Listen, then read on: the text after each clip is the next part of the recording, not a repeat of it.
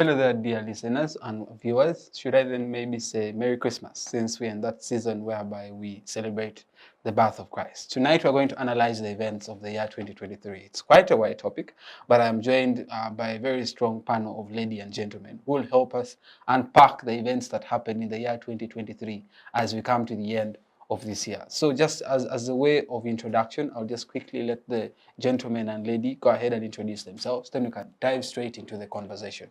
I'll begin from right next here on my right-hand side. Please, gentlemen, you're most welcome. I know you're a new face on the show, and we're very happy to have you here today. You're most welcome.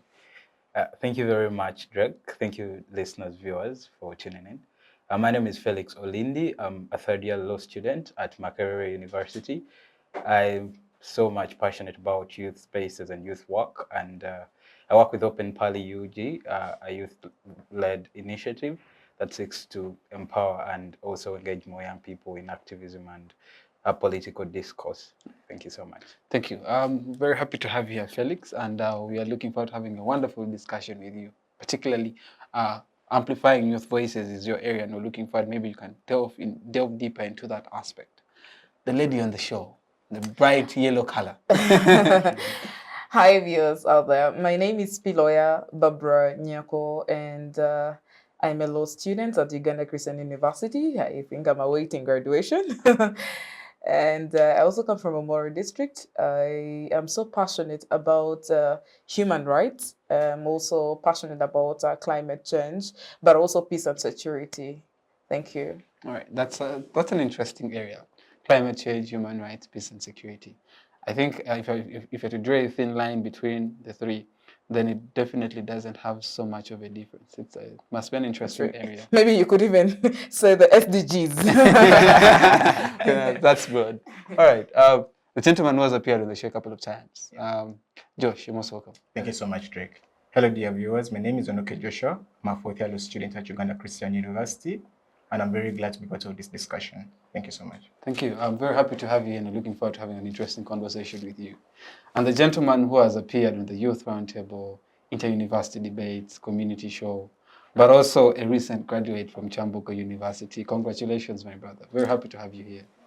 Thank you very much, our moderator, Drake.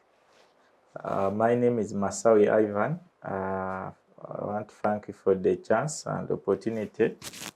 I really have a long story with Civic Space and CCG. I've been here since 2021. I remember, I think, Chief Magistrate now Baka Matanda used to be our host. So it has been a good journey. I want to appreciate for being considered during my university days. I really take my appreciation to management. Yeah, looking forward to a nice discussion. Thank you. Definitely. Now you're speaking like a senior member. Yeah. But since you're the veteran, I'll just begin with you. Usually I prefer that when we're going to begin our discussions, we have a roadmap on how exactly you want to let your conversation flow.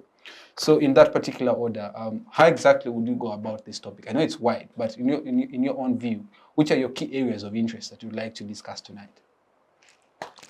We can't debate events that happened in 2023. And obviously, I think the two events as per today before the year ends that overtook priority or center stage was the parliamentary business of the Anti-Homosexuality Act and the ADF massacre in Kasese. That was so sarcastic. They carried a lot of weight. To me, I find them quite memorable for the year, given that we have had a lot, especially from Parliament, but also from a student's perspective, given this is the inter-university debate. We had an issue of expired courses or issue of accreditation of courses. I think anyone at university that went to history, people knowing they pursued wind or they pursued courses that would not give them the leverage and support when it came to international competition or relevance in terms of competing for opportunities outside Uganda. I think those three topics, student perspective, the accreditation and expire, of course, security, the ADF blow in Kasese to fellow students was something bad.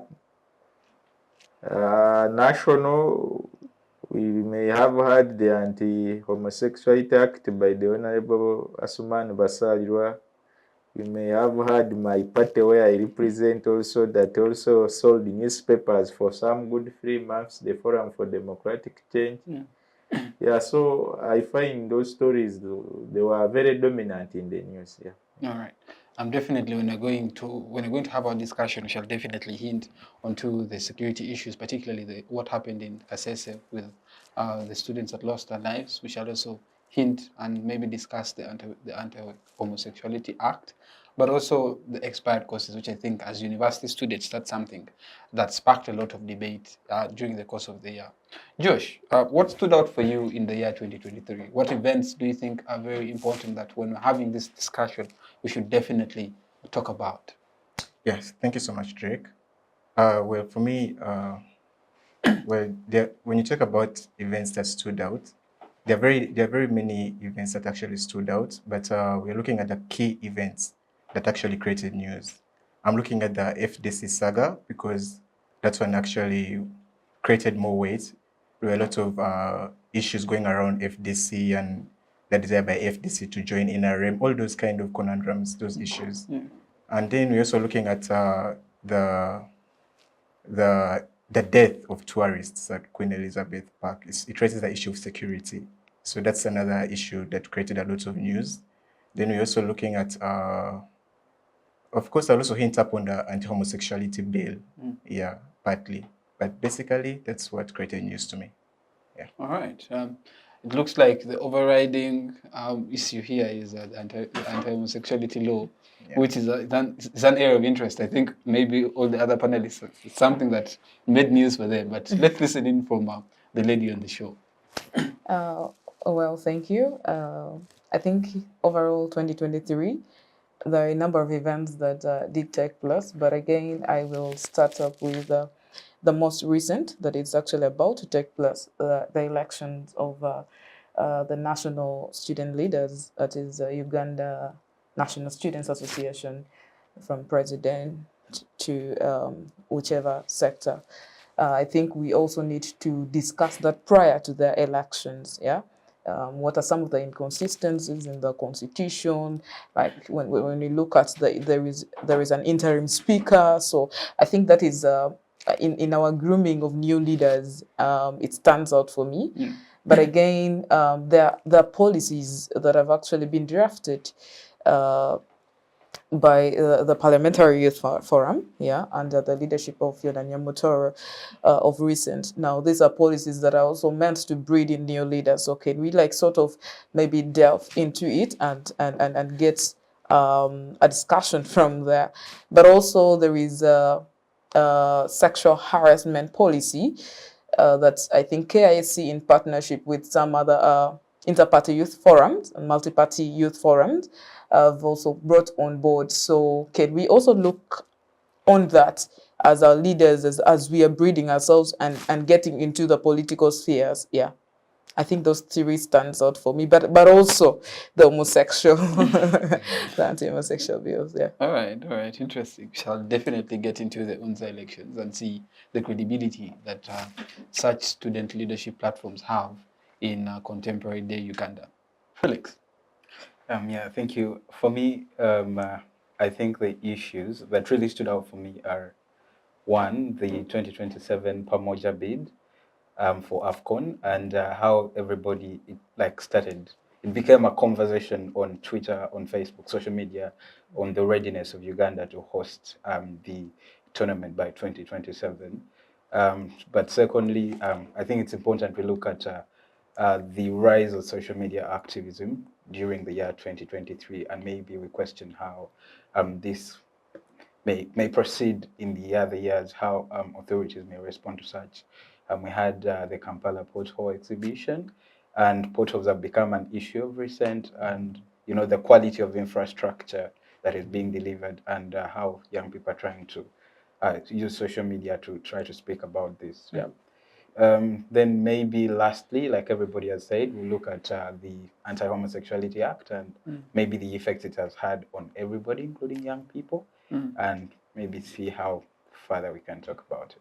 All right. So since the anti-homosexuality law is an overriding issue, I think that is an area we need to begin with. And I'll start with you, Masawi, again. We know that dating back on the history of the anti-homosexuality bill before it became law, it started way back in the year 2013. And then after 2013, there was a constitutional petition, it was put aside. But now recently, this year 2023, it was enacted and then became signed and assented by the president and became law.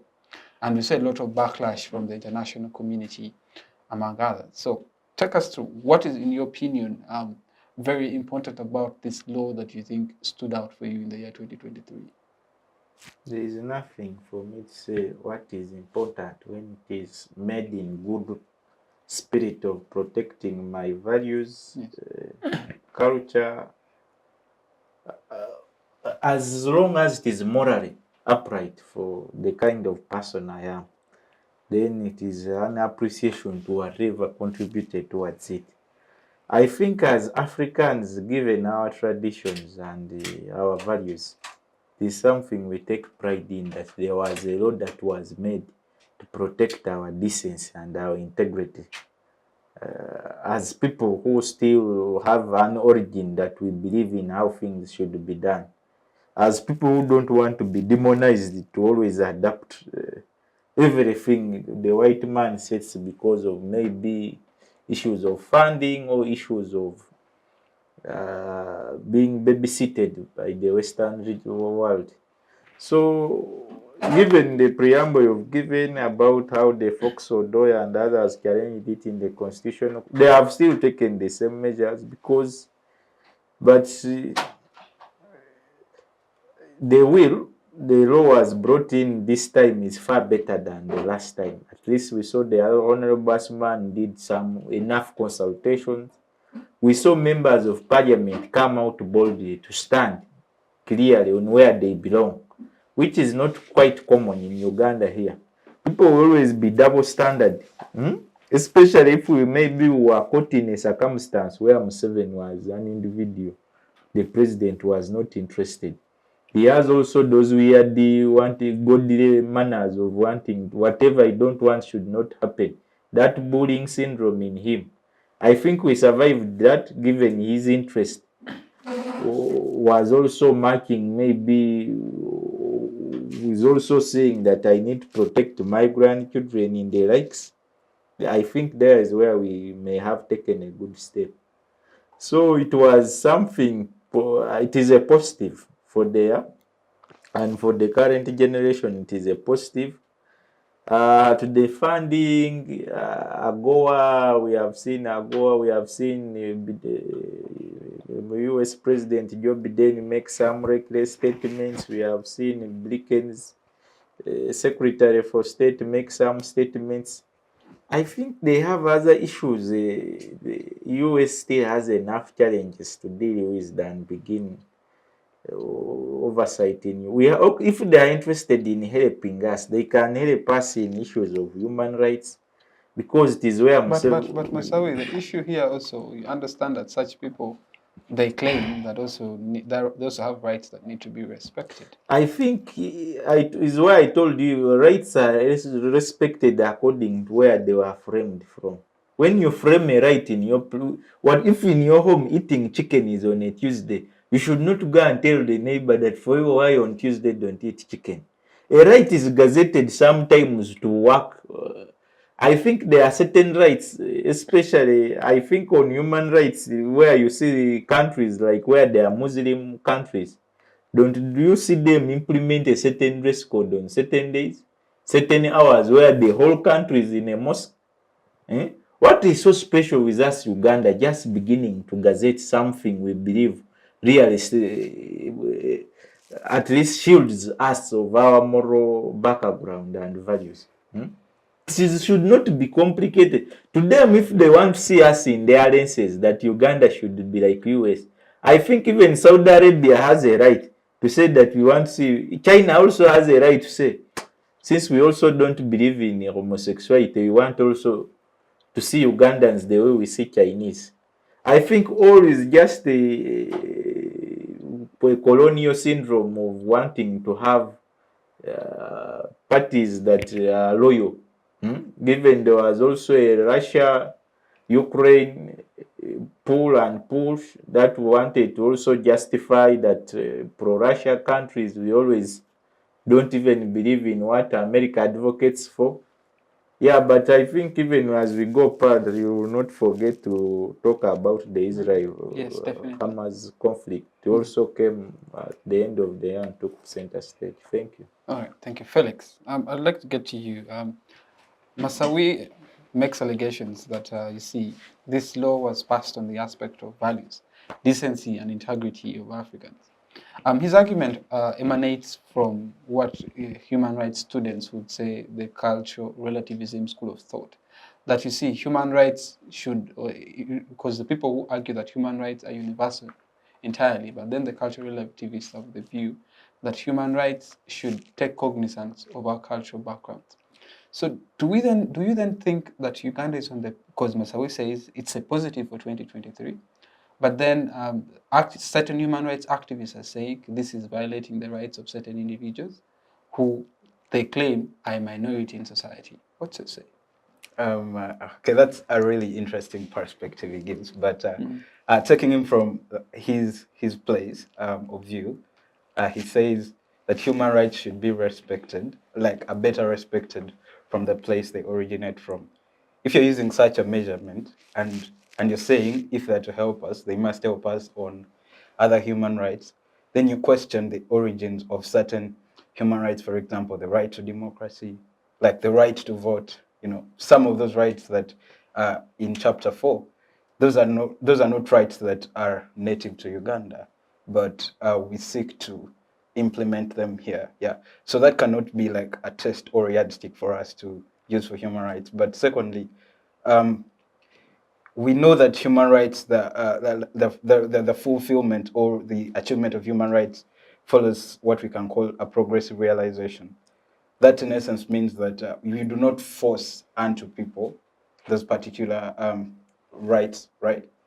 But in an event where you notice you're living in a completely globalized setting, but two, you know the dynamics of geopolitics as they happen. That one, when they take out, when we say we are refusing this, the AGOA ban is going to happen, funding is going to be withdrawn, and all that. Then you must look in whose interest necessarily are you like trying to fight for. The argument for morality could be justified, but if you look at the bill itself, yeah, it is not necessarily going to change the morality of people that are already doing this. One, proponents for this bill act say that this is a consensual act necessarily, that because I agree with somebody and nobody is going to report, this bill is rather punitive, right? Tells you when you engage in this act, you have committed homosexuality and we're going. So many people are asking, how then do we implement this bill? At a point in time, you do not justify the implementability of such an act or of such a law. Then you failed in you failed in your intention. Now that means that it is not justified. The effects that come from this bill are not justifiable. You have an obligation, or you have a goal of protecting morality. The bill you bring in place must necessarily achieve that goal of morality. If we are able to show that this bill or what this bill does not in essence achieve morality because of the technicalities that happen, then it is not justified for us to have it. Yeah, and we've seen the trickle down effect, the spillover effects of some of the things already, the cutting of funding, and things are happening, and government says we do not have money to do the thing. We do not have money to do this, and like this is always going to continuously happen. Yeah, you have an intention, yeah, but how well does this act or bill achieve that intention? Because if it's morality, this act necessarily does not achieve the goal of morality because it's consensual. So how does the bill try to, or the act try to navigate the consensual aspect of the nature of this? Because people are only going to report if they're offended by what they have been done to. At a point in time, it's happening secretly, people are not going to report. So the point of implementability of this bill does not add up. Yeah. So you fail on your objective. Now then you have to justify why even with such a failure, such effects are justified. Thank you, Drake. All right. Piloya, I just Yes. want us to take the conversation from where Felix has left. Because I see Masawi shaking his head and he wants to intervene, but I'll get to you. Do you agree with Felix? To agree is surely and sort of an understatement, but I want to say that this right, before we call it human rights, it should be in position to address the needs of the humans within Uganda. And then I would say the moral aspect then comes in. But again, who knows your moral better than you do? Yeah. So if Ugandans are saying that, or if the legislators have looked into and say that these will not work out for the people, that we cannot be called they stroke them. We cannot be called, some other names that are sort of weird. So the moral within should be discussed by the people themselves. So before the human, because we know that these human rights are very inherent. Yeah. Like from the time you get out of the womb, you have these rights with you, and you qualify to you are entitled to all these rights. So the question now comes in. That means every law that is coming about that is supposed to be met should be one that is within protecting the morals. But the question is, why is the moral going to be now tampered with such a law? Probably. Yeah. You look through, majority of the people do not even know about these the homosexuality or the LGBTQ. I remember even at one point in class, someone asked, "What is LGBTQ?" You get, if someone at the university could not actually contemplate what LGBTQ is, then you ask yourself, why was this discussed even in the parliament? That if by the mere fact that these laws were being brought on board, yet there were other issues that could actually be addressed to help us handle these from the root cause, then that shows how much massive it went to even the grassroots. That even a young kid would say, I am what? That person is homosexual. Actually, there's something I would just do not want to mention, but a young kid did say it.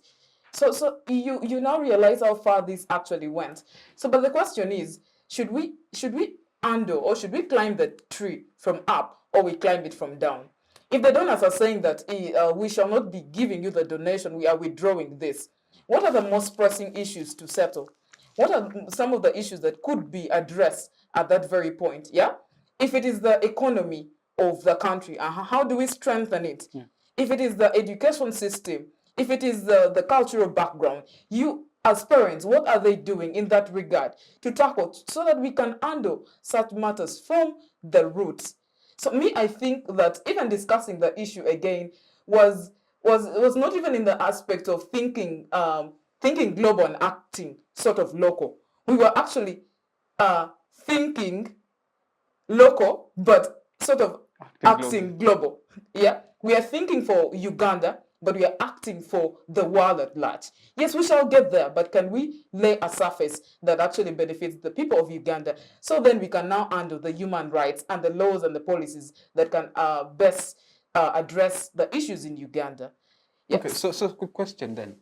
Is this law then, from what I get from your submission, is of the view that, okay, yes, the law is there, yes, but then the aspect of implementation is a challenge that I think it's actually not going to be of essence as they thought it would be, because it's not solving the problem anyway. First, you see, these anti-homosexual bills started way back in 2013. Yeah? And by the time this bill was out, that means there was already a practice that was continuous, and they noticed it. You'll ask yourself questions though. The prisoners are always kept in prison. for so long, someone is in prison for over, let's say, 20 or even more years, have you ever asked this yourself, that these people are very active people? Like they're normal, and so they could behave the way you do, and so there are some needs that they would want to address, for example, those that we're actually discussing. So have you asked yourself, how do they do it? A number of people have come out to say that this and this happened to me while I was in prison, but I couldn't say anything because I was in prison. Yeah, you wouldn't even report because you barely have the freedom there. That means this is something that is going to keep happening. But again, the law says that this person is going to be arrested. After you've been found these and these, you're going to be jailed. You're still going to be put in the same prison, isn't it? That means it even opens our mind to how the practice, how it is very hard to even implement this. Away from that, you look at people, like the privacy, let's say the privacy. When you go to bed, we don't even know what you do there. You have your own bedroom. You could go and he is your friend or a colleague, or maybe let's say I go to visit a friend and I'm staying with her for like a week or two. Do you even know what we're doing in that bedroom? Or are we saying that we're going to have cameras to invade in people's privacy? So I think it is very, yes, it may be moderate sort of, but the implementation it's going to be very, very hard. In fact, by us trying to advocate for the same, we are promoting the same, if I may say. Yeah. Right. Okay. I totally get your argument. And the fact that this is a good initiative, but then the implementation is a challenge, which I think it will go ahead and violate the human rights as well, such as the right to people's privacy, etc., etc. But Josh, I'd like to quickly get to you and also pick your thoughts on the anti-homosexuality law bill that then became law that was assented to by the president. What is your say? Because this is a major highlight of the year 2023. Well, firstly, for me, I think that is one of the most important decisions that the country made, passing such a law. And because we're looking at rights here, and we have to actually look at rights as something that we uphold strongly. And you see cultures normally uphold rights strongly. So if you come out and bring in those vices of homosexuality, you're actually going against the moral upbringing of most of these people in different cultures. Yeah. So for me, I'm very happy that the law was passed, and even the punishments that are assigned for the different things people commit, the crimes, I feel like it's worth it, because if you tell someone that if you do this act, the punishment is death, they will be shy to perform such an action, because they know that the law attaches that to a very strong punishment. So, and for me, one thing that people should understand is that rights. I don't think homosexuality is actually. If someone says that that's my right, that because it's not a normal person speaking. How you start saying that me being homosexual is my right? Because we grew up like God. We came into this world. God knows that there's man and woman. You get so someone who is let's say, for someone who possibly could be a sympathizer would say that statement is homophobic. But yeah. So we have to respect our upgrade. We have to respect why we came into this world, and how did we come into this world. We came in different forms, because we know that as a man, I'm supposed to be attached to a lady, not again to a guy. So it's not actually right. So people should. So for me, I feel like this law being passed is a best initiative the country has done, and we only that implementation bit of it may be tricky, but I believe with time, if the country actually shows a lot of effort, they can implement this thing. All right. Yeah. Disclaimer: views expressed on this show. Views expressed are entirely views of the panelists are not my own. So I definitely wouldn't want, but that is it. And I believe that is what many Ugandans feel. Yeah. Just like Joshua's submission, most Ugandans would argue in that way. But Masawi, when Felix was submitting, I saw you were shaking your head. I feel like you have something to say. Please go ahead and say it, then we can engage you on another event. You know, whether it was not by choice to have a law on anti-homosexuality. Whether we would consent or not consent, we had to have a law or a policy. Either which supports or doesn't support. That is how a country should be run. I'm not a lawyer, I'm an engineer by training, but I've had issues of prosecution, implementation, consent. Then I've had also people that I align with. I think the whole, even part of the act also talks on punishment of promoters. We have had the origin. I don't think we have an origin in Uganda here. When something is to come up, it is promoted. We have seen in schools programs that went in the name of we are supporting students in these private single-sex schools. When their intention, when their mission was to promote lesbianism and homosexuality. The country could not sit back when you hear Nabsunsa has expelled 13, here this school has expelled, and then we just say we shall be promoting by gazetting a law. I think it is not for fashion. I've had chance to move to some Muslim countries, Somalia, and I've been to Qatar. The cultures there that have been gazetted in law, you don't negotiate when you're caught. You may be successful. Even stealing, there are those who will steal successful without being caught. Should we say implementation on the police is not weak? There will always be those, but at least you need to have a law. For anything to be known as a country that is organized, you need to have a stand, which I congratulate Parliament on that. That was the MPs, that was the stand of Ugandan, is what I can conclude. All right. A stand of Ugandans, and that has been a major highlight in this year, our dear viewers and listeners. And I think the views expressed here entirely represent what majority of Ugandans would love to side with. And especially those I represent. It's all right. Let's take the conversation to an area that I think is very important, the FDC saga. And I'm going to begin with you again, the FDC cadre.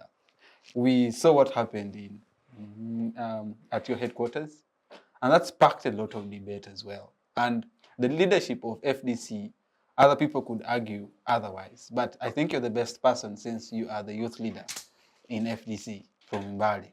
What is your say? Just like any other family, there will always be trying moments where you can have misagreements between the family leaders. We are not immune to conflict. We are not immune to misagreements. We are also human. We do error. We do grow. Any human beings' interests change, intentions change. We were tested, and the test threw us where we are today. But you know, the FDC saga, democratically, it is a negative. To us party members, it is a test. How are you good in conflict resolution? You want to own a country, or how do you perform on conflict resolution? Capacity building, it is a test. What capacity have you built as a party? Because storms come. So, to me as a person, I was hit hard because it brought there are a lot of people I valued to be people with, I don't know. I think I valued them to be people with having that sense of we can sit down and always have roundtable discussion. Yeah, there are also people I used to put in brackets as elders, that when things you need to swallow certain things, just swallow and things move on, because it is what I thought was right in our faces as a young person in the party who they are building on. That when certain moments come, even if they are bad and good, they ugly, you should always see a way of holding them internally. When it burst externally, that was led by the Katonga faction that chose to go, for us, we shall fight using the media, we shall expose. How you choose to expose FDC in the name that Museveni, it does, I think Those Ugandans who are excited will think this is only a challenge of FDC. But even if you're in NUP and you see that whenever NUP is being fought, they will say Mpuga is serving Museveni, it will undermine the credibility of parties, it will undermine the growth of the spaces in terms of political space, that even in NRM, that when you begin to isolate people in terms of this one is the son, the father, and what, to also undermine. I think I was let down by my leaders, I can say that, given the fact that conflicts will always come. Even those in power we have seen Museveni not only with Zimbabwe, but repeatedly from the time he captured. Repeated cases of him changing post statements, lying, what? He has lied, some they have died. He has also got conflicts with some they have. Even Besigye himself was his Minister of Internal Affairs. It was due to conflict that he came this way and he became part of a founding member of FD. So those challenges be there. Some may be character like his, but I think there are always better ways. I think to young people it set a bad precedence and example that whenever you have conflict, the quickest thing you can do, there is no dialogue, there is no reconciliation, form something new, replicate something new. I think Ugandans also don't enjoy creation of new parties. Also, parties in Uganda are now for fashion and decoration. I belong to one, but I tell you, because someone, you're in a party, but you're not given space to operate. You're in a party, one man is using state machinery. For him, he has no party. NRM is just one of his notebooks that he used to present, but for him, he knows there is no party. So the space is being pushed hard, and then even in that hard place, between a rock and a hard place, when you fail again to also organize yourself, to at least live to another day to push, it gives him pride. But as I say, time will come, Ugandans. It doesn't need the FDC to liberate Ugandans. Regime change is not going to be about a political party. It will come, it will happen. 1980 election is on record to being one of the most free and fair elections in the history of Uganda. But people went to a bush with rebel, with gangs, and they have got their chance. So it was bad as a member, but all I can tell Ugandans, I think you learn. Conflict is unavoidable when you're human. That is it. All right.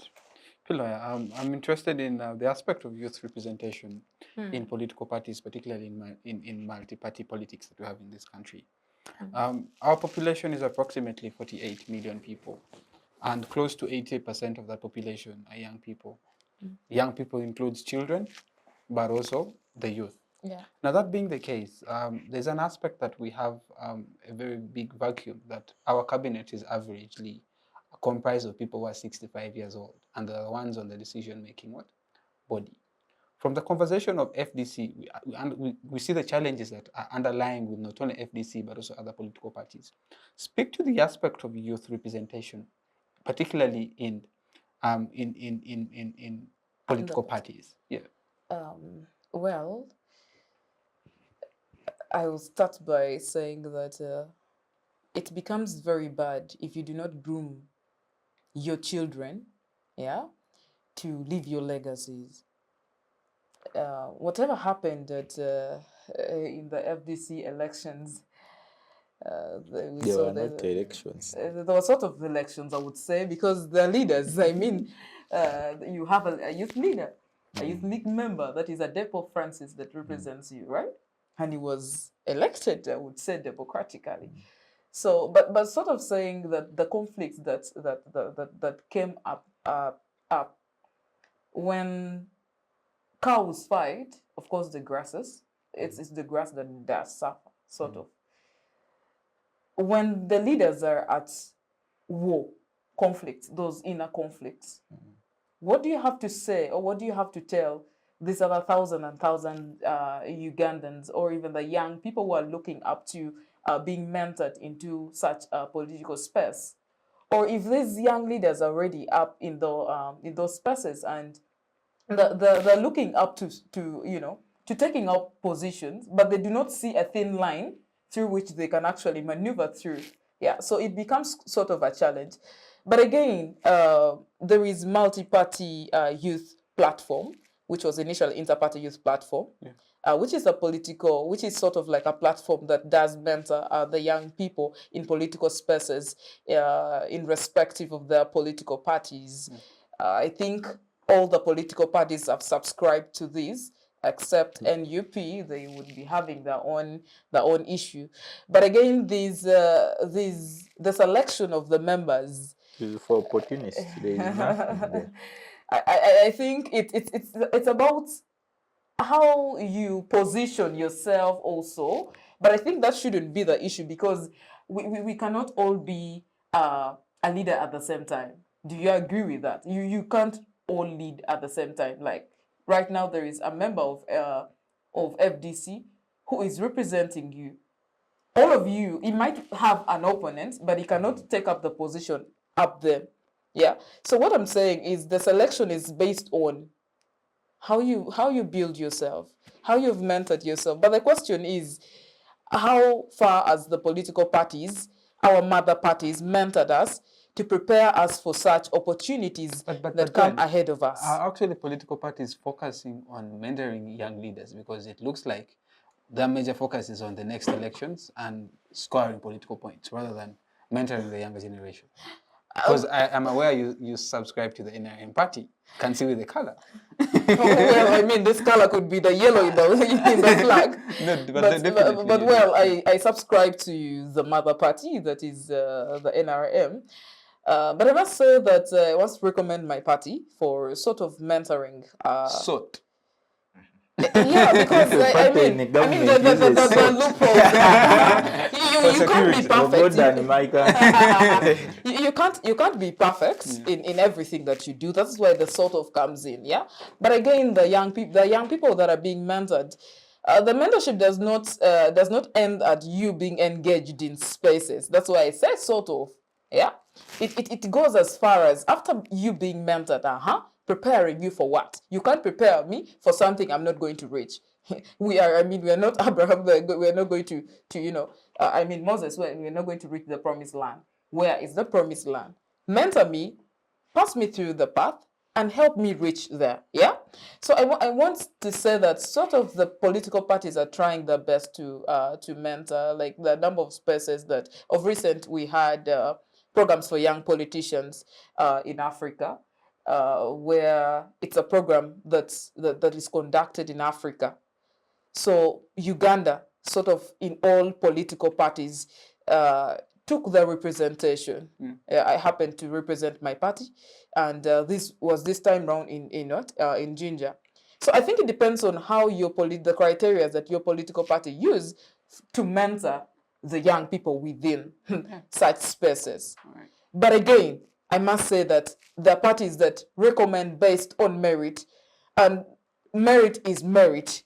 I mean, if I work for whatever is ahead of me, that means I've positioned myself for that. So you will not look through any other person. Of course, there are other parties that would say maybe let us take all members from Omoro, since I come from Omoro, But I must recommend my party because that is what I know best. They took people from different regions, very balanced, based on merit. Okay. But It's all right. there is one political party that I won't mention, but all the members came from the same region.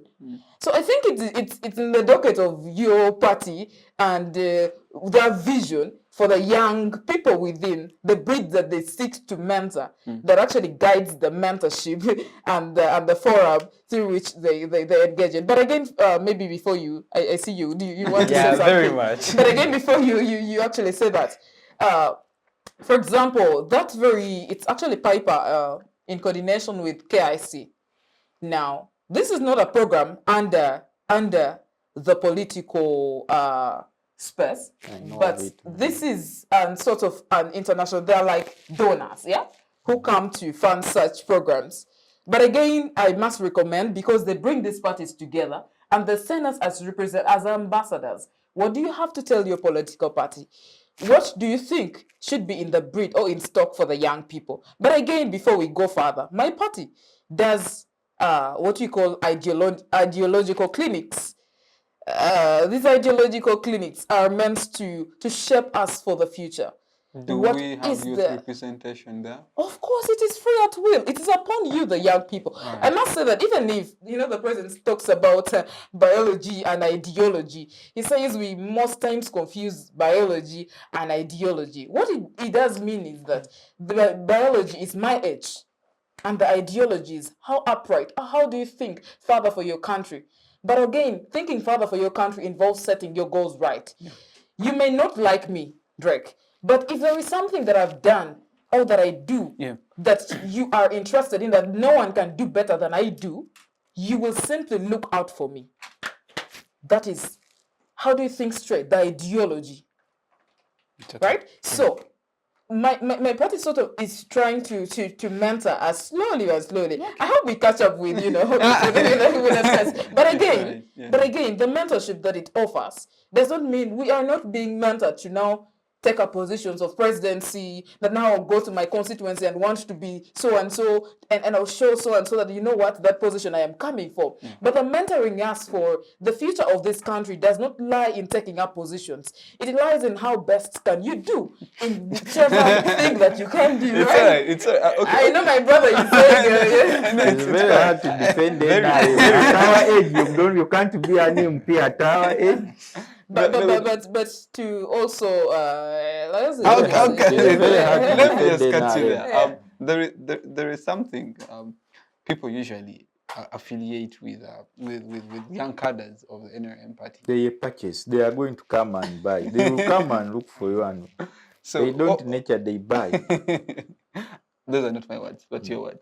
Felix, you are itching to respond to Piloya a great deal, but as you respond to her. Also, the question will then fall to Joshua. We are looking right now at the political landscape and events that inform 2023. The National Unity Platform went ahead and launched their countrywide tour, and this time around they moved freely, fairly, and they weren't interrupted. Does that maybe show growth in our democracy as a country come in the year 2023? Okay. I'm going to reply to that, but I want to start with her. Yeah, she talked about biology and ideology, things the president is already saying, but biology is more like the study of living organisms. Right? So I mean, if the ideology you're teaching me is based on your biology, then you're not going to teach me something different from what you're doing. Yeah. So if you want us to believe that you're getting the best kind of training, you sort of have to show us that NRM is a role model in mentoring young people, and it starts from how NRM runs its own politics, You're seeing a lot of money being spent in elections. I was Makerere University elections here, and set the nomination fees that doesn't allow us young people. So you're seeing a lot of money being involved in this, and even at the lower levels, you see young people knowing that without money, even just at guild president level, if you don't have money, you cannot engage in an election, but you're using other means to try to win an election. And these are things that are being done by authorities at a higher level, these particular, parties. And so when you're trying to tell me that they are teaching you the best ways to become a better leader, and they're doing things that are totally different from what would be an ideal situation, then we sort of question the kind of training that you are getting. But secondly, I think of late youth engagement in political spaces is rather performative. I mean, you are going to have people from different regions, take them to Jinja, take her to Jinja, take her to Chankwanzi, take photos, have videos of them. Tango Do is their lecturer. Yes. Lecture them, take photos, and then we did this, But at the end of the day, like she has said, you're not groomed to take up these leadership positions, right? So you question again the relevance of such highly heralded, This year I'm trying to be the next party president. Youth engagement, they're telling us these spaces are yours, but she has already believed that she can never be the president. No. The way you framed it, as if to be gazetted. It's gazetted. The way you framed it, I got scared. No, I say it is We are getting there. Oh, you would annoy You don't Mhozi. get The there. way you annoy You frame see, it, you you see, fear as the you're annoying young, Mhozi. as you're young, you're given a space to make your mistakes, and I Okay. believe you roll up your mats and start up So- over and over again. Yeah. Yeah. As you prepare yourself to take up the mantle. I But wouldn't are want they- you to but take are up they a giving you guys position. those No, spaces?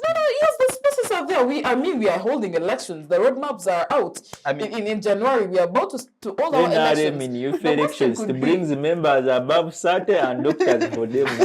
Babidi here in Uganda was once above. We have someone in Eastern who came above I 30. contested in my district at a time when I was still even pursuing my degree at that level. I think it was in 2021. I was just 22 years. I was given the space Piloya. to contest. Let The him- question comes. Let's agree that there are challenges that come with this. But never had let's the say Yeah, I mean, I'm not trying to defend, but I'm saying you're not going to give me a space when I'm not prepared. It's okay. yeah. Let's- Because then how am I going to lead? Leadership.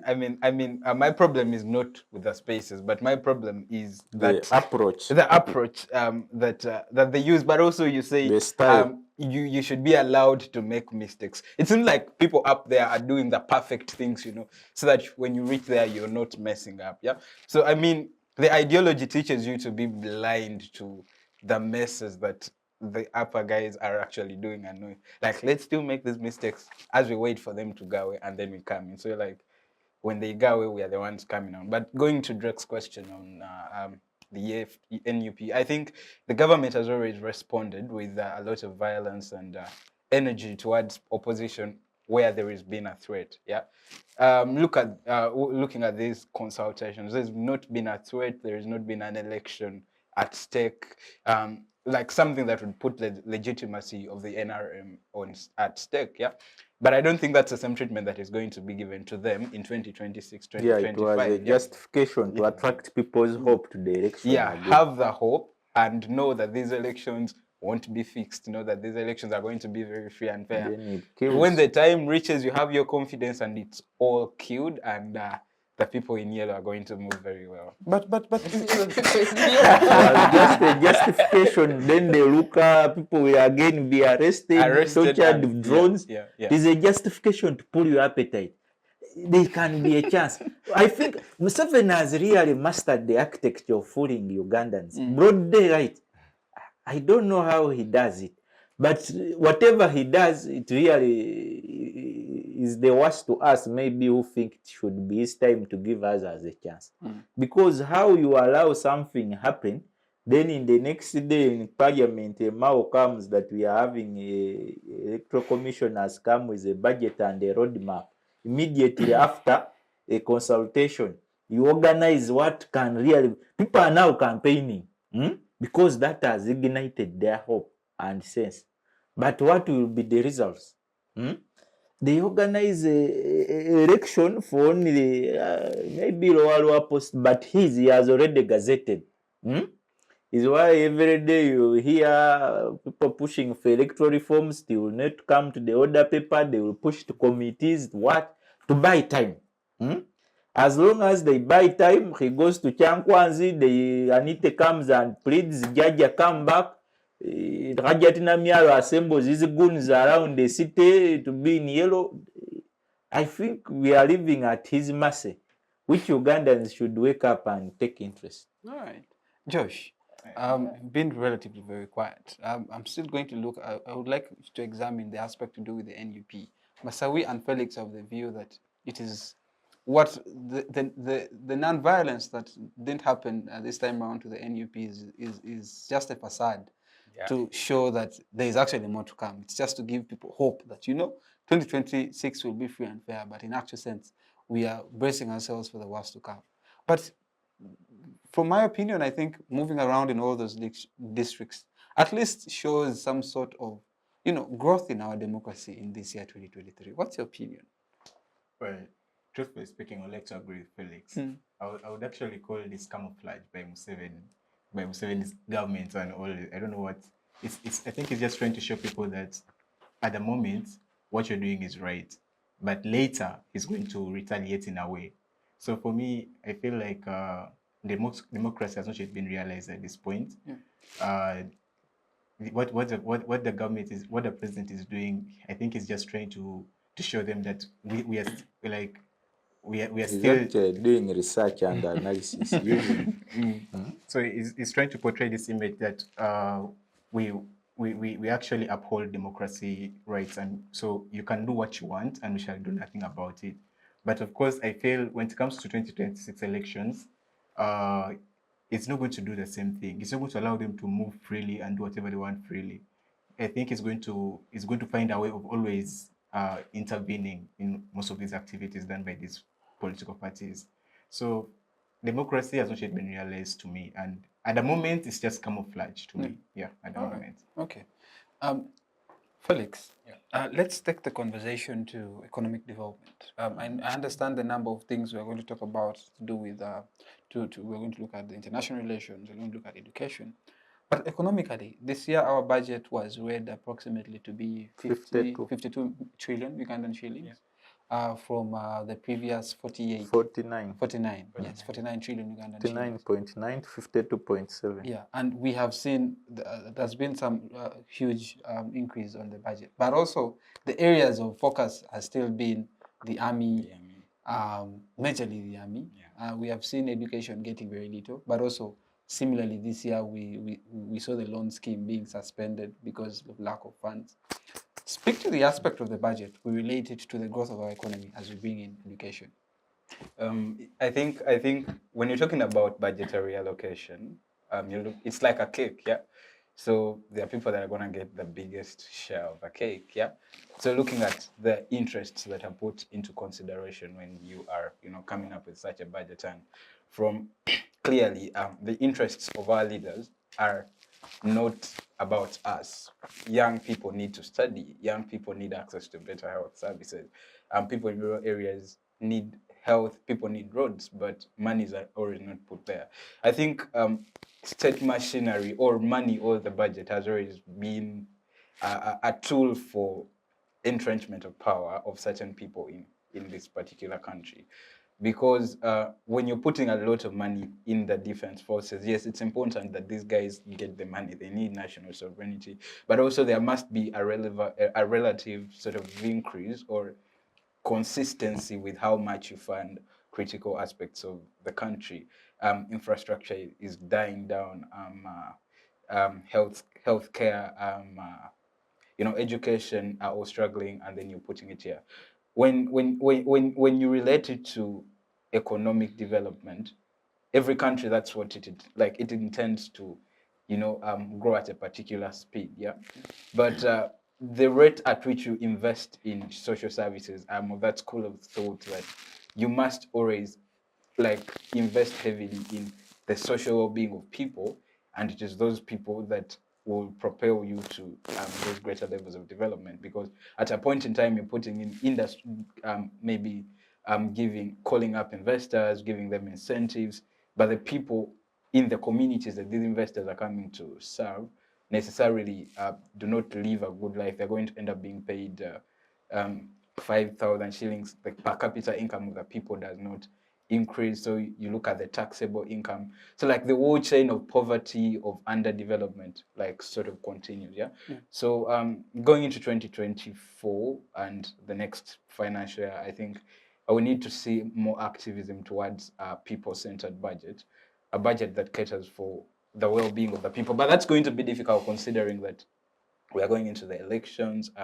People need to entrench power more to themselves. They need to invest in machinery to win the election. But the best way would be to invest more in, social systems for, people's well-being. All right, Piloya. Yes. For a country to grow economically, the country has to invest in the human resource development. And you see, without human resource development, that entails education. And with education, that means it should be well funded. There should be infrastructure. There should be the teachers should be facilitated. There should be all the necessary requirements so that people receive quality education. The state in our country today is that we have seen the suspension of the loan scheme, of which used to over 15,000 Ugandans were benefiting from that.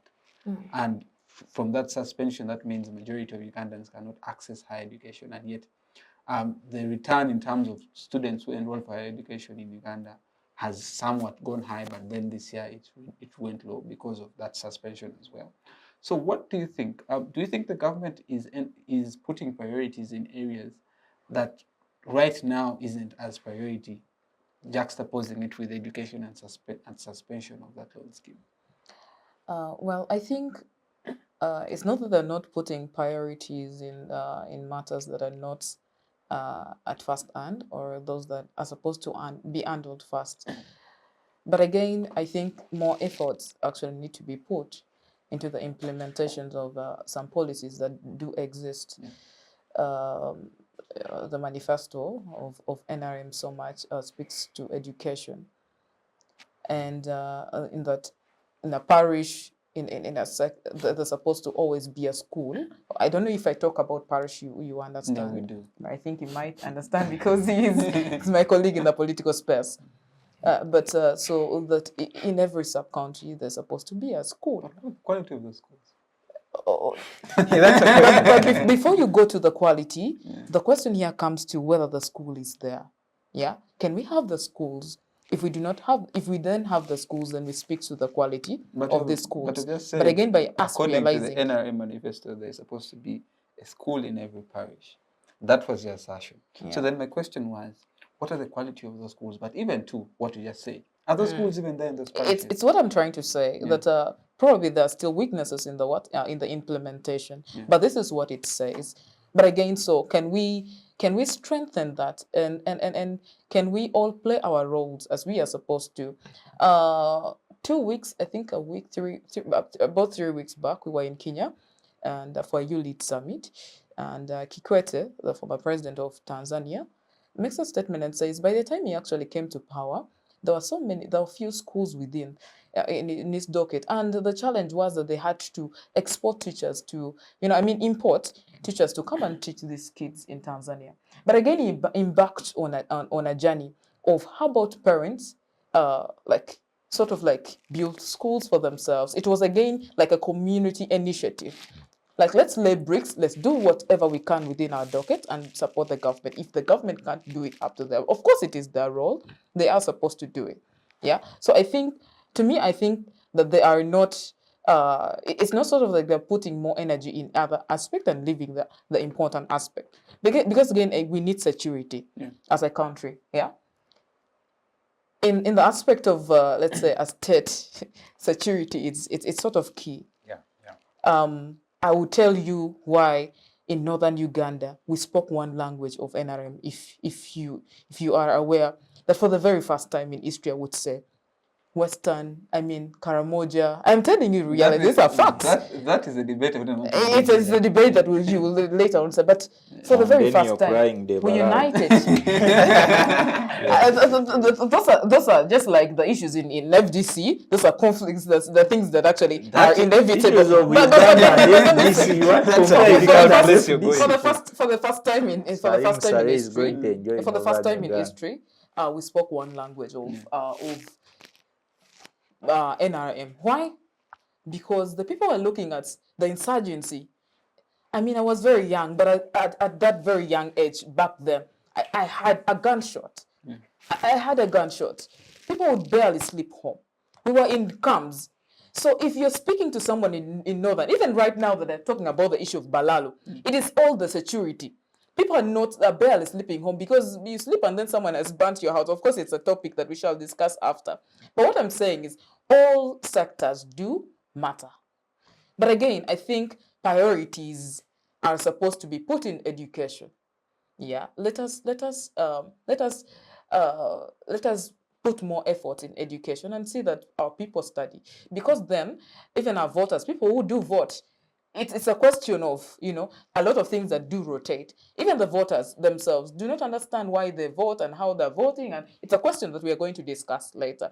But what I'm saying is that yes, every sector is very important, but I think education is. Okay. Yeah. All right. We'll just quickly go for a break, then I'll come and engage Josh and my brother Masawi. You have heard it there. We have been analyzing events that made headlines in the year 2023. And when we get back, we shall still continue discussing issues or events that made headlines in this year as we come to an end. Thank you. National Water and Sewage Corporation is committed to providing cost-effective, clean, safe, and reliable quality water and sewage solutions in urban centers across Uganda. National Water and Sewage Corporation reaffirms its commitment to 100% service coverage, geographical expansion, infrastructure development, water quality, pro-poor initiatives, customer care and stakeholder engagement, catchment, and water source protection.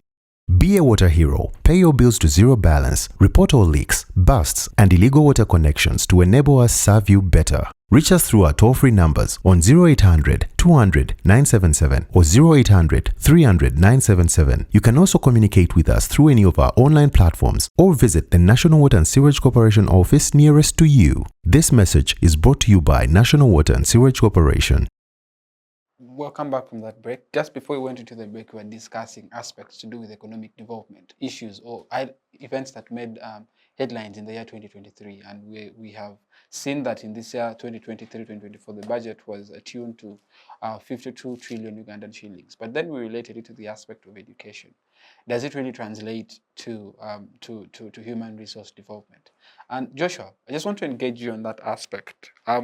You at the moment you are in a private institution, and majority of Ugandans cannot afford going to private institutions. Yet we have a government that greatly invests in machinery to do with the army. It's true that the aspect of security is very important, but I'm still of the view that education is fundamental in developing and pushing forward the country. What is your say?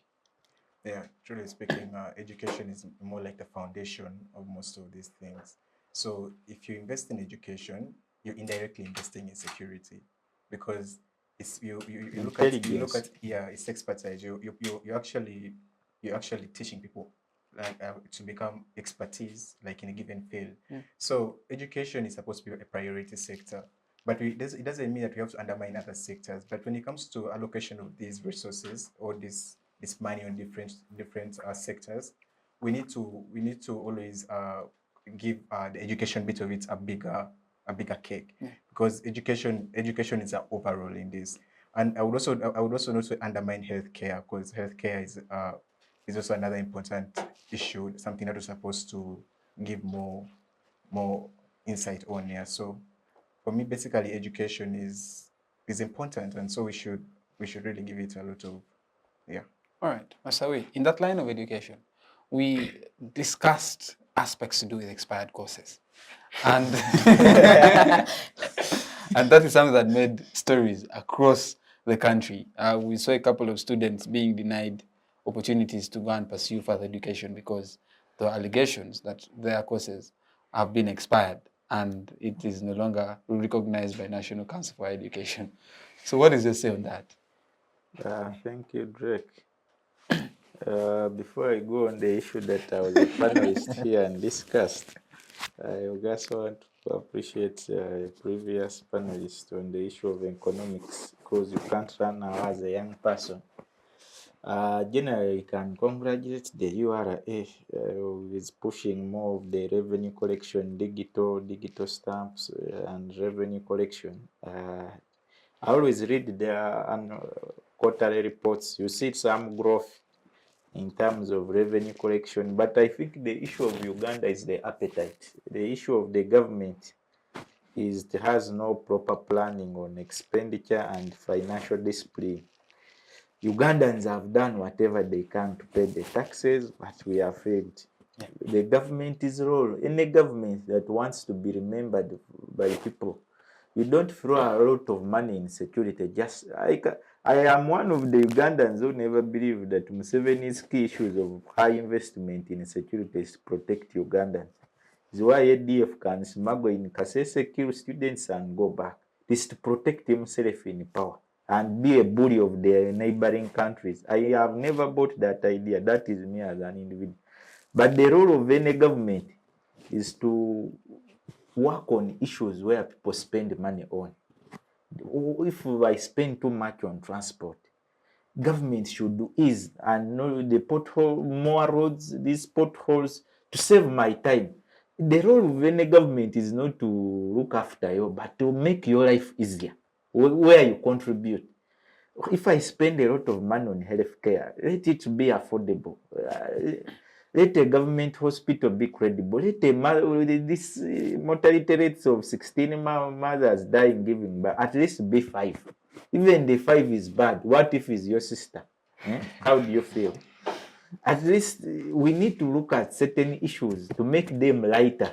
We don't want to assume that being in government is easy for him. But let him, he has, the NRM has mastered an art of dealing with symptoms and ignoring the sicknesses. Is why the budget on elections every year has to grow. How can a party that has stayed in 35 years in government, your budget for an election must keep growing?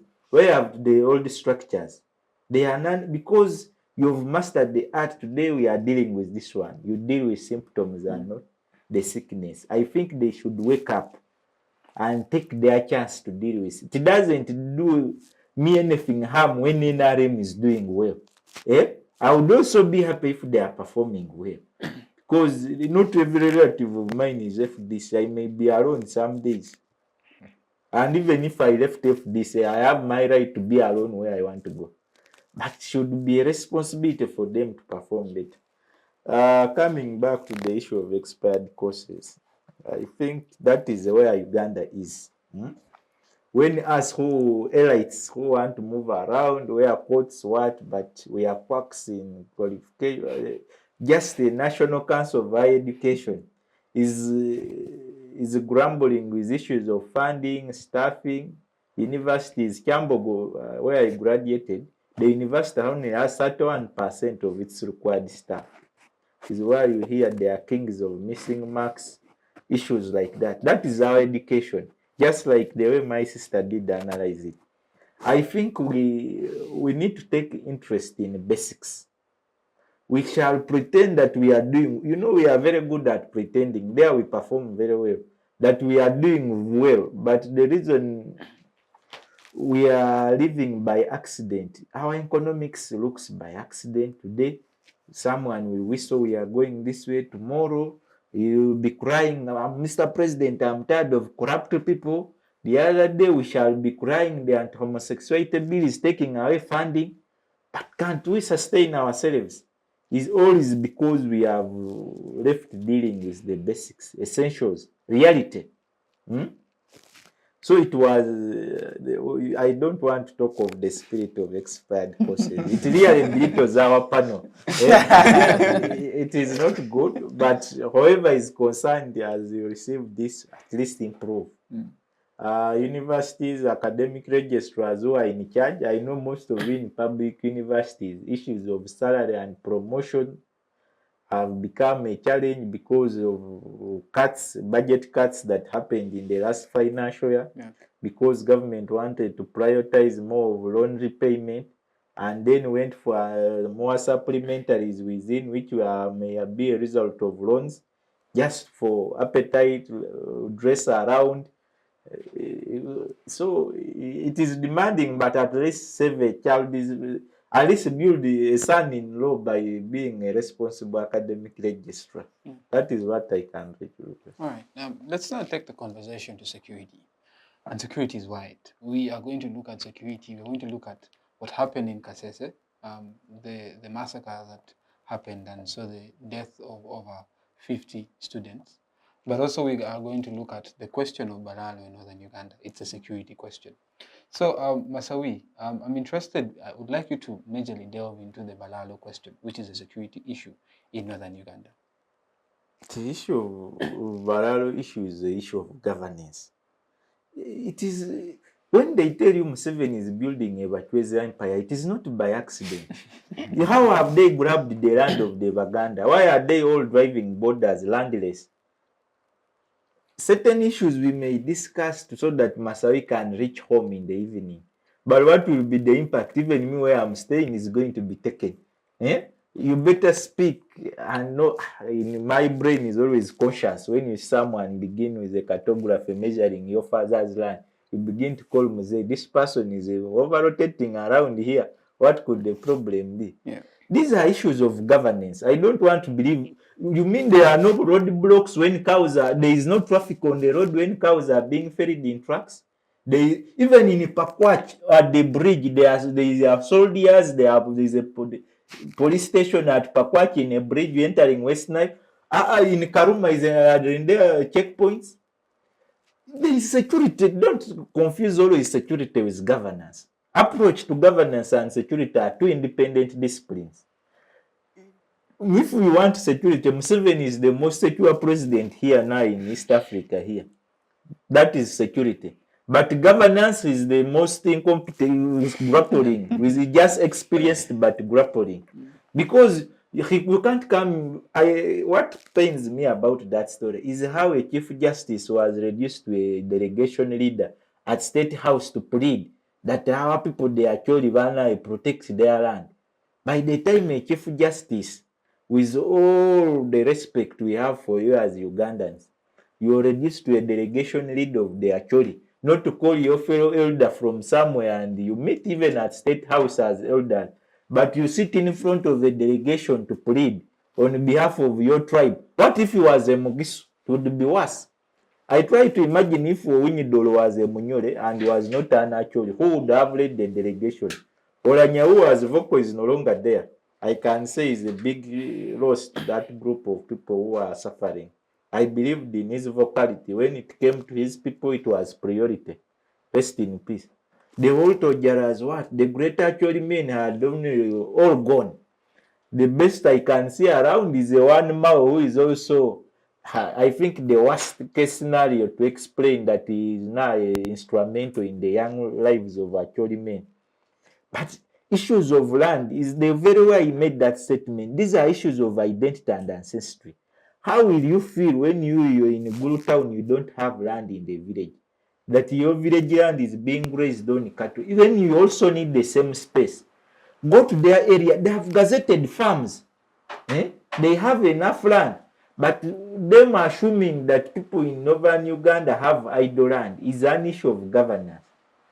Why don't they adopt the more centralized systems of agriculture? They take people to, they have a ministry of agriculture to go and dig water, adopt more scientific ways of rearing cattle than moving village to village. People's crops, people's cassava is being destroyed by cows. So, issue of Bararo never say it is a security issue. Governance is just like land grabbing. Land grabbing is not security that you don't have a land title. These are issues where I always tell people, we don't need to put politics.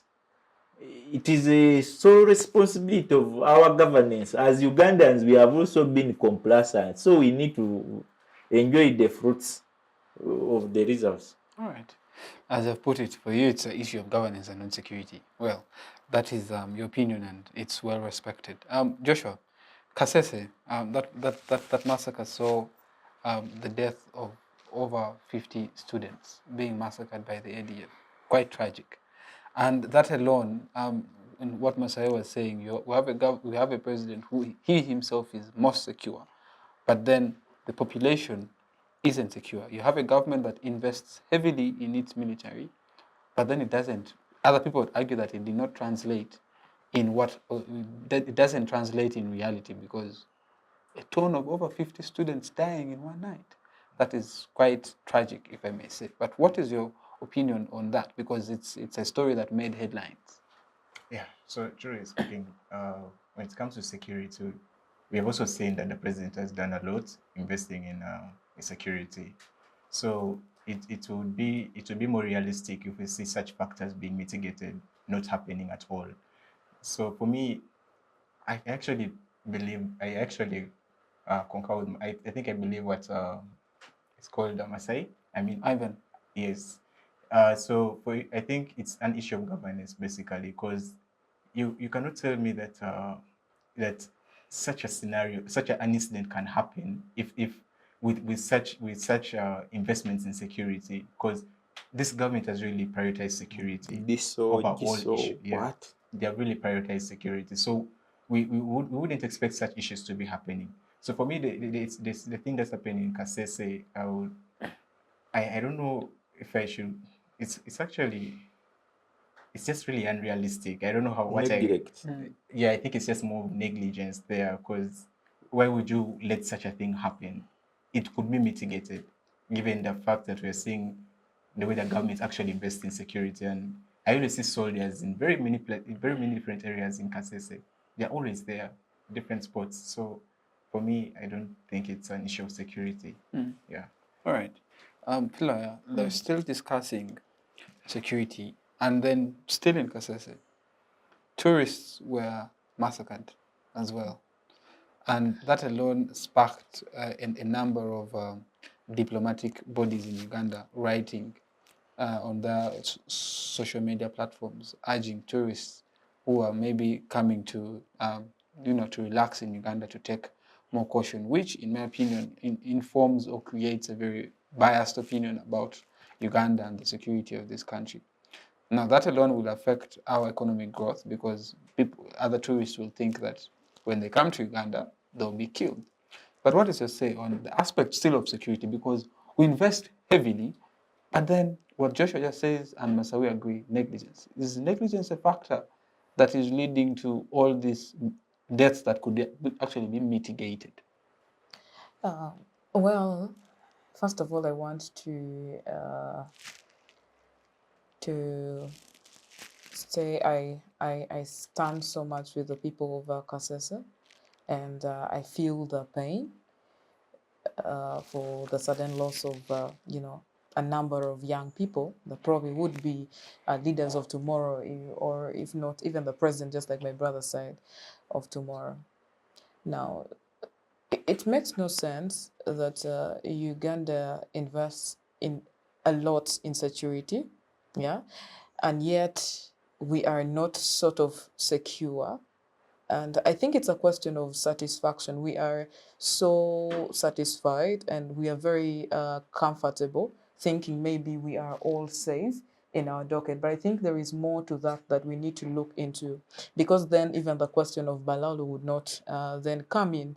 Looking maybe, I pick interest in the Balalo question, because I think there's a move, sort of like, Balalo sort of must go, and I think this is it's a question still that could be sort of carried forward to security. My brother, I have picked interest in the security thing and the Balalo thing, and I've looked and seen that one of the reasons as to why the people are saying the Balalo must go, they don't feel secure anymore.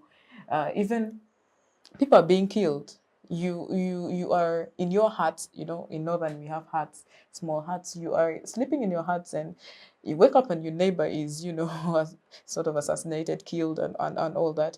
And so that is a question of sort of security. But again, it goes back to governance, just like my brother said, because the people are crying and say, this is our customary land. You look at the land, the land rights, yeah. The Malawians are saying that we bought this land from the people. The Cholis are saying that these lands were probably bought in hectares, in acres, and then it is now documented in hectares, but someone bought even a huge chunks of land at maybe, let's say, just 200,000, and you're asking yourself questions. Someone has just lost the land. But again, it goes as far as these cattle that are being kept in the land, roaming around and providing the food insecurity that I'm now about to say, because you know that the Chole people, the northern people, so much depend on agriculture.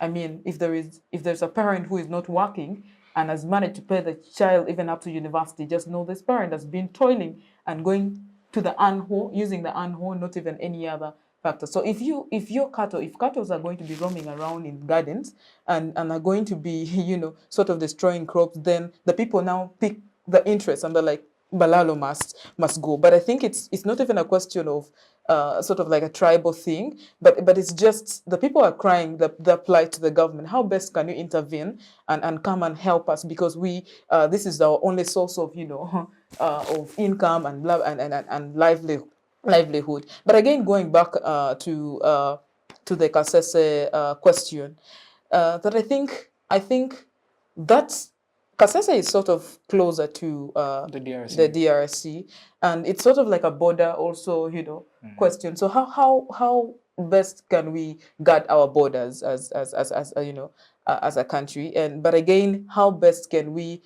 intrigue in Ugandans themselves, yeah, the spirit of Pan-Africanism and patriotism. Do we love ourselves? Because if you love yourself, if we love ourselves, then I'll be in position to protect my brothers within. That everything that I will do will be at the interest of probably the country, but not my own interests. Yeah, but again, it's still it still goes back to how we relate to our neighbors. Yeah, because if you realize, they say these people were killed by the by the ADFs. And looking into this matter of these tourists, I mean, it was a tourist, yeah, in the park who was killed. It is also alleged that it was murdered by the same ADF.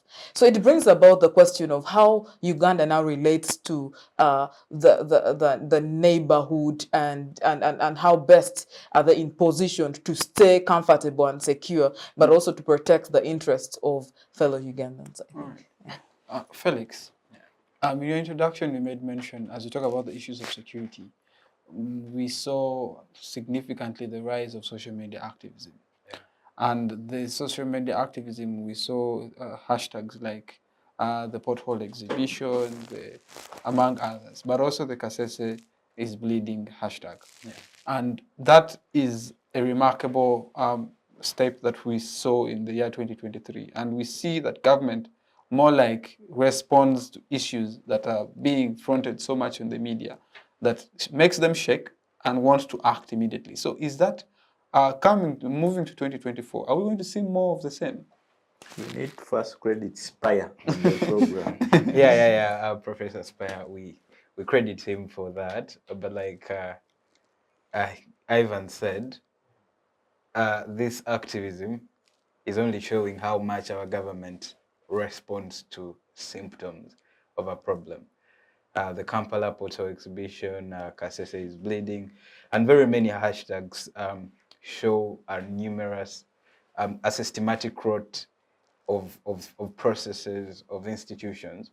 But then what the government or people who are supposed to do something to make the situation better do something which we could call managing crisis, I think. Crisis handling, Kampala Portal exhibition, people are showing off Portal, KCCA released a press release, we've received some money, I think it was 6 Next billion. day, SFC is the one in charge. SFC is the one in charge trying to fix those roads, like fix the potholes. The underlying issue is the designing of these roads to manage the ever-increasing traffic and, you know, the durability of these roads. So every time, so you're likely to again see another portal exhibition next year because we are only like Symptoms. symptoms and trying to save face. And while this exhibition and the online activism is a good thing and it's raising attention of governments to these issues, I think we now need to look at how best we can follow up on this activism to have meaningful impact down here. That we are not just, because these things are trends, after 1 week nobody's going to talk about potholes, after 1 week nobody's going to talk about what has happened in Kasese. How much do we follow up? How do we have policymakers on board to our people in parliament to see that the government is doing something to solve this? I think at a point in time we understand that what we are doing is trying to save face and it is not good. And I think like it has now become an internalized sort of custom among Ugandans to just try to show that I am good. Yeah, you have a problem. I'm showing you have that problem. You have something in your eye. I'm showing you there's something in your eye. What you do, let me close my eye for 5 minutes. Yeah, you're not removing what's inside there, and that's what we're doing. And when you open your eye again, wind enters or air enters, it hurts again, you're making the same noise, you close again. And that's what we are actually doing, So we need to, coming into 2024, we need to see how policymakers, especially the parliament, can take on what has happened on social media here to see that we have more tangible action taken, because at the end of it all, people are no longer going to go to the streets to protest. All these spaces have been closed. So by nature, these people are trying to find ways of speaking up, of acting up in a closed space.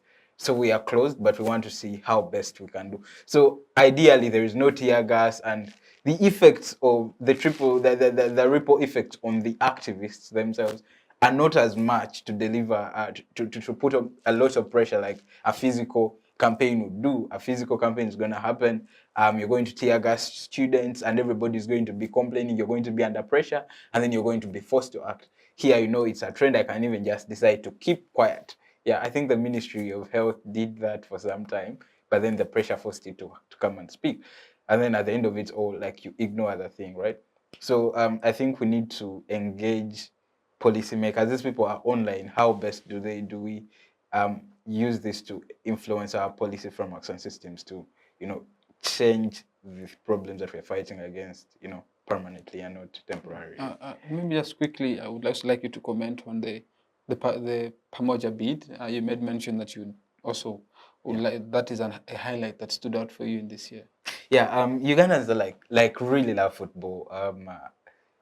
People love sports, and they feel let down. That's the whole thing. Yeah, it was a good thing. We won the Pamoja bid with Tanzania and Kenya, but what sent people laughing on Twitter, on X, was not that it's a bad thing. It was the fact that they are not sure Uganda is actually going to deliver that tournament. People are saying Uganda may even let down Tanzania and Kenya by, not delivering, or the potholes in Kampala will stop one team from reaching ahead for the game on time, or Nambole is going to flood in case it rains, such things. Yeah. So it still goes back to investment into aspects that regard social well-being. Yeah, the monies that are put towards social activities, social aspects of life for people actively reduce. Yeah, so at a point in time, you now win such a bid, you're going to see a lot of pressure to accomplish so many things. You have to construct a stadium in Lira. You have to construct a stadium in, I think it's in Barara. Yeah, I think a stadium in Fort Portal, Ruhinga Stadium. Fort Portal. Yeah, in Fort Portal, you're going to have, like I've said, to save face again, you're going to have people doing things very fast. You're going to have a stadium like for Ham. It's not per standard, but just because you want for the publicity and to appear less incompetent, you're going to do something that is not going to stand the test of time. So maybe after the tournament, you look back maybe 3 years later, 5 years later, and see the mismanagement that has happened. But also, these facilities have been there. Uganda has hosted international football tournaments. I think it hosted AFCON. Has Uganda hosted? There is a 1970 tournament. I think Uganda reached the finals. I'm not sure, but we've hosted international organized tournaments, and we've had these facilities reach to the requirements at the time for quality, quality assurance. Yeah. But how then do we reach such a point that we do not have a stadium fit enough to host such a tournament, and we have to pool resources to take them to try to bring up these facilities? But even then, you're working at private investors, so you're like, okay, if these investors are not there, would we still have the capability to host? So it talks to an underlying problem here. Yeah, save first. They want you to do this, do it, have the competition done, have the event done, and leave everything. Like, it just doesn't concern you. When again, you have to do it, spend a lot of taxpayers' money that could have been saved if you had managed the other facilities better, and at the same point, you don't help Ugandans. All right. Our time is fast spent, but I'll just quickly get to you, Piloya. Then you can first give us your recommendations as we move to 2024. What would you, first of all, how do you envision the country politically, economically, and maybe socially as well? And then you give us your parting shots, and maybe wish the viewers a Merry Christmas and a Happy New Year. Yeah. Well, thank you. Well, I think the country is trying its best in all aspects. I mean, the laws, but again, the question still comes in implementation, like you've said. It's implementation, and implementation. But again, so I would recommend those in those various sectors to do their best. Really, can we try and fight corruption? Why I laugh is a colleague of mine told me, "Hey, you are busy trying to say we should fight corruption, but this thing is very hard to fight." Probably it's because you've not got there. But I think we should have the spirit within ourselves, but also have the interests of the country at heart. I think Uganda needs a national reconciliation. From the history, looking back in our histories and how we have come about and how things are happening now, the Kasese question, the Balalo question, the Uganda saying that, so we need a national reconciliation for us to maybe be on the same pace, but also we need some sort of like a training that will ignite for us the spirit of patriotism, the spirit of loving our country. By the time we are saying that other teams will not go to probably reach for the competition because of potholes, then we are not. We have better ways of addressing such. So can we have the love, have the spirit at heart, and also be able to build ourselves in that regard. Also, those in spaces, can you mentor the young people in appropriate way? If you're mentoring someone, can you leave for them space? But again, there's a question you didn't tackle, but I will just throw more light on. I talked about the sexual harassment that the girl child actually faced. It's one of the hitting points that I think I didn't put across. Yeah, so a number of young girls are facing that in the leadership. You can't even thrive. Even these men here who are here, probably in their minds are thinking I am in youth league because somebody, connected me in a way. But again, it's because those ones who are in spaces probably have not lived an exemplary life. So can they be so can they surely be exemplary? You can't come to me, okay, if it is on an agreement basis, let's have it. It's my consent. But again, someone who is the size of your daughter surely would not make that sense.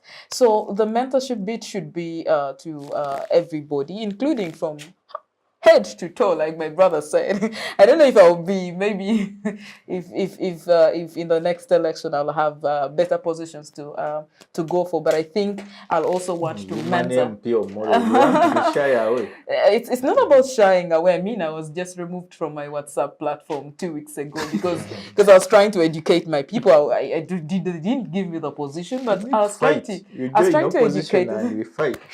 But so there is need for mindset change, like I said, mentorship, then a national training that will be a requirement for every Ugandan to ignite in us such spirit. And again, there is need for collective, and I would say collective sort of like contribution and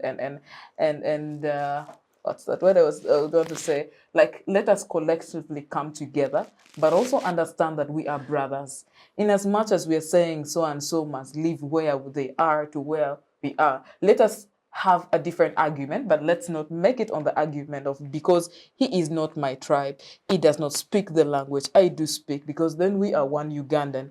In the on the 2nd of February 1835, in the British Parliament, Lord Macaulay made a statement and said that I have been to Africa, but there is no such. I've been to Africa, but I have found these people. There's no such person who is a beggar, or even a thief. They are ignited in the spirit. They are strong, and in order for us to preach our ideology, let us attack them mentally. Let us enter in their minds, in their hearts, and their soul. They've just done that to Uganda. We are very divided as a country. For one to get a job, who knows you? The Uganda says, like, do I know you in order to connect me? But surely, do I need that in order to be connected? Do I qualify for a job? I think the qualification does matter. In our soul, the spirit of Ubuntu. Yeah, those days you would come to a Choli land and you are welcomed. brother, it's you will just be welcome on the basis of, simply because you are who you are and you deserve the treatment. You would barely leave a home without eating, and that is the culture that we used to have. Yeah, but these Maybe days, as a surely conclude. it's of course, as I conclude, yeah. So as it has gone as it is now, we can still come together, unite. Because then if you're discussing question of African integration, we're discussing questions of we are Africans, yeah? And Pan-Africans, then the small issues within our country, let's settle it, and it starts right now. But also, being African, being Pan-African, does not stop you from relating with yourself. I am Piloya, I come from Macholi land. Yes, I need to protect those cultural values, but again, I am Ugandan and African at large. Thank you so much, viewers. A Merry Christmas and a prosperous New Year. Till we meet again. Thank you very much. Merry Christmas to you too. Josh, your recommendations and prediction. I won't make such a submission like Piloya did. I just have to be brave. A very good candidate. So for me, my recommendation is we Uganda should focus on self-dependence. We should stop always relying on other people for help and stuff like that. So we should strengthen this thing of self-dependence. Yes, basically that's me. Then I would also like to wish the viewers a Merry Christmas and I think A prosperous New Year. Yeah, New Year. All right, thank you. Yeah, Felix. thank you. They say 2024 is already scary. For me, I would, I don't know. I would just request all the viewers or Ugandans to be interested in things that affect them. If people are talking about what the government should do, it will okay, it has a responsibility, like my sister here says, but we also have like a duty, for example, to hold it to account. If money has been released for something, you must follow it up, to ensure that it's used the best way. But there are like very many ways you can engage in governance. There are very many ways you can be interested, take a keen participation in things to do with politics, national development, or things that affect you as a young person. And I wish you a happy New Year and a non-Ugandan year. I mean, people say living in Uganda is a hard job. So, the New Year shouldn't be like Uganda. Yeah. All right, the New Year should be like Uganda. Wow, okay, that is sad. That we are Ugandans. Masawi, Yes, your recommendations and parting shots. this week, as the week ends, UBOS was supposed to launch the population census for 2024 to tell us as Ugandans how many are we in terms of statistics, how many can afford a meal, how many can afford going to the census comes with surveys also attached together. But in the country we live, Parliament never budgeted for the census. Yet it knows every 10 years there should be what? A census. In 2024 there is a census, and now they need to look for a supplementary budget to fund the census. That is the kind of country we are living in. Planning, because this data is not only for governance, but it is data even for educational purposes. We need to use even I think natural research, even medical, even supplies, demand, how you can best make a better budget.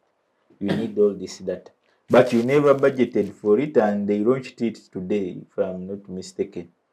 And the census cycle was supposed to begin on 12th.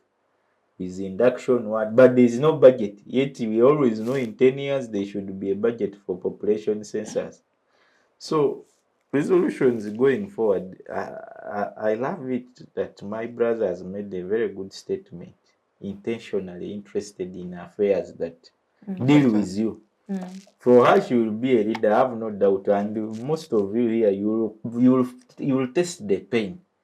Because you will inherit. Leadership is about inheriting.